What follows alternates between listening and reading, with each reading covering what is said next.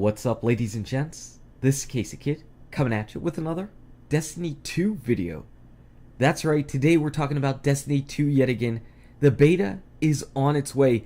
In just a couple weeks, we're going to be playing Destiny 2 beta. So let's get into some Destiny 2 news that actually kind of hit hard whenever we were over at GuardianCon over the weekend. And that's about the weapons in Destiny 2. More importantly, the way we're going to get weapons and the way we're going to grind for weapons. That's right, as far as we know right now, there is not going to be the insane lottery-like loot grind for weapons anymore. Luke Smith was interviewed and he had a really telling quote to Mashable. And people talked about this, and they are hardcore taking stances on both sides of the fences. A lot of people are in favor of this, but there are also a lot of vocal people who are not in favor of this. I can say from seeing it from both sides, I don't really think it's a black or white issue. So what I want to do is I want to give you Luke Smith's quote, and then I want to take a look at both of the arguments. So first off, let's get started with the quote. The quote is, "There aren't random rolls on weapons anymore. Better Devils is a Crucible hand cannon in Destiny 2. And what it has on it is what it has on it, period." That's what it is. So basically, think of all the weapons in Destiny 2 as basically being exotics. We know regardless of how many different exotics we get, the exotic is going to drop and roll with the exact same perks on it all the time. Just like a Fatebringer. A Fatebringer is always going to be a Fatebringer. There are not going to be any additional choices on the Fatebringer. That's it. What it has on the Fatebringer is what it has on it. Every Fatebringer you find in the wild is going to have the exact same rolls. So, where do we come down on this issue? Is this a good thing or a bad thing? So the people that are really in favor of it are saying Destiny right now is a crazy RNG loot fest. And that is definitely true. So in order to get a weapon that's god tier, that you might really absolutely love, you've got to first get the weapon to drop. So wherever the weapon might drop from, you need the RNG of the weapon drop.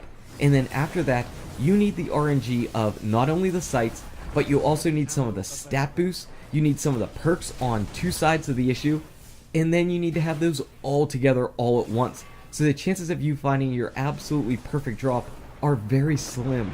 That's why we've got the videos of the Imago fake bringer drops, because the chances of me actually finding that are so incredibly rare. It's not exactly that I have a ton of great opportunities in order to grab that fake bringer. I just simply do not. The RNG is not in my favor. The odds of me actually picking that up are minuscule. So what they're saying is by having standard drops around there, we're going to lower our RNG chances of some people having god tier weapons and some people having just junk. Just utterly useless junk. And we know that because if we got an Imago loop that had something like Exhumed on it, well, who's really going to want that? Exhumed, Relentless Tracker, some combination of things like that. Yeah, that's not exactly going to make anybody excited. So people would get excited, yes, I got the Imago. And then they take a look at their perks and say, oh no, this is not at all what I was looking for. And then that kind of kills the excitement of the drop. Conversely, whenever you get your Gjallarhorn, you know to be excited because you know exactly what's on the Gjallarhorn and that it's going to be good no matter what. Now here's the negative side. So one of the reasons why we're so excited for the Gjallarhorn is because it was pretty rare to get.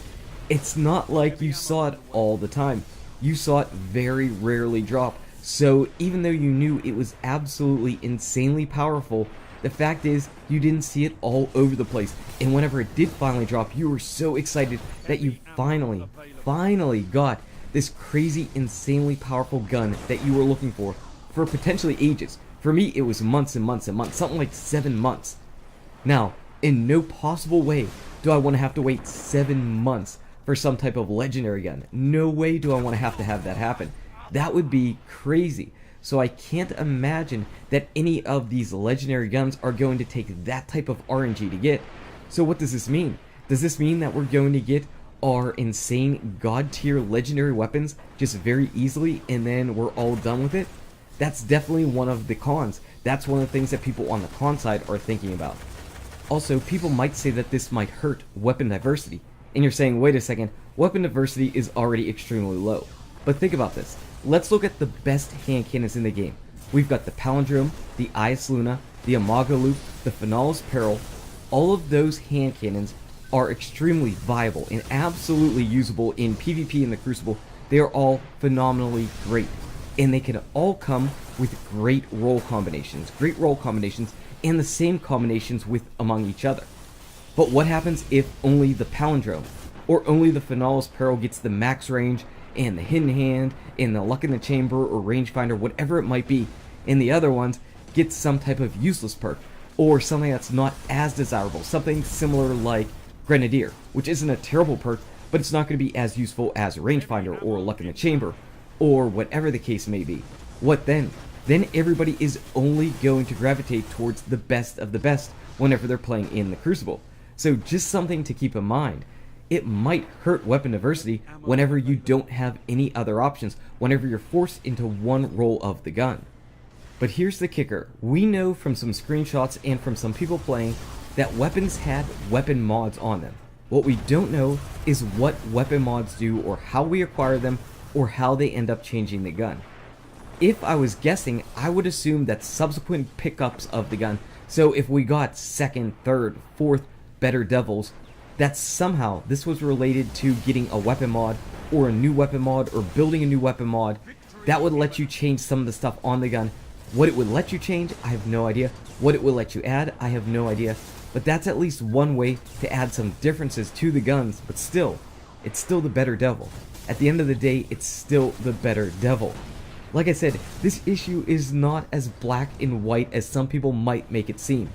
Yes, there's good, yes, there's bad to it. One of the good things from the design standpoint is, as far as Bungie goes, they're saying they can easily tweak the guns better.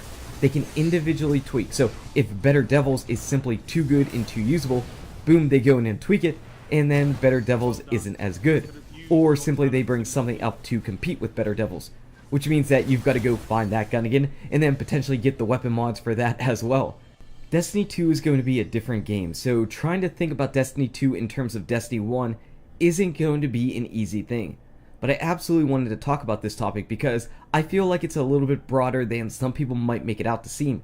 So I'm really curious about what your opinions are on the matter. Where do you stand? Do you like the way the weapons are now? Would you much rather have standard drops across the board for your legendaries? I want to know. Please feel free to let me know in the comment section below. Anyway, guys and gals, thank you so much for watching. If you enjoyed this video, smack that like button and subscribe to the channel. Check out these awesome videos. Good luck with your raids, your drops, your Destiny 2, and I'll see you around in Destiny. # black or white or a little bit of gray.